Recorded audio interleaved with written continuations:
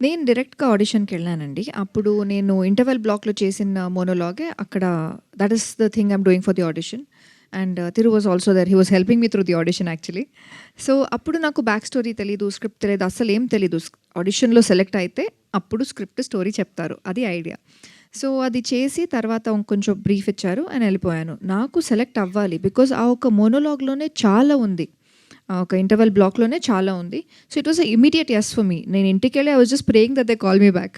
So, there was no much thought into it. దాంట్లోనే అన్నీ ఉంది కదా! సో, నిన్న ఎమోషనల్ అవ్వడానికి ఏంటి రీజన్ అంటే ఏంటి? ఓవరాల్ ఐ ఫీల్ ఒక మంచి స్టేజ్‌కి వచ్చాను. ఇంకా స్టెప్ బై స్టెప్ వెళ్ళాలి. But yeah! I was very happy and also actually సీన్‌కి కనెక్ట్ తను అయ్యాను. డబ్బింగ్ చెప్పేటప్పుడు కూడా ఏడ్చింది. ఇది జెన్యూన్, నేనే ఉన్నాను సాక్ష్యం. సూపర్. ఏంటంటే కనెక్ట్ అవుతుంది ఎందుకో మరి ఆ క్యారెక్టర్ నాకు అర్థం కావట్లేదు అన్నిసార్లు.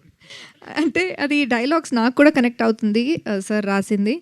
అండ్ అంటే వేరే సిచ్యువేషన్ ఉండొచ్చు, నాకు వేరే సిచ్యువేషన్ ఉండొచ్చు. బట్ రైటింగ్‌లో ఉంది కదా! ఆ డైలాగ్ నాకు కనెక్ట్ అవుతుంది. సో, నాకు తెలీదు what happened in his life and he doesn't know what has happened in my life. But అది చాలా కనెక్ట్ అయింది. And if anybody has ever felt a lot of emotion and కొంచెం సెన్సిటివ్‌గా soft హార్ట్‌లో ఉంటారు. వాళ్ళు మూవీ చూస్తే definitely they will cry. Today I took my friends and they cried two.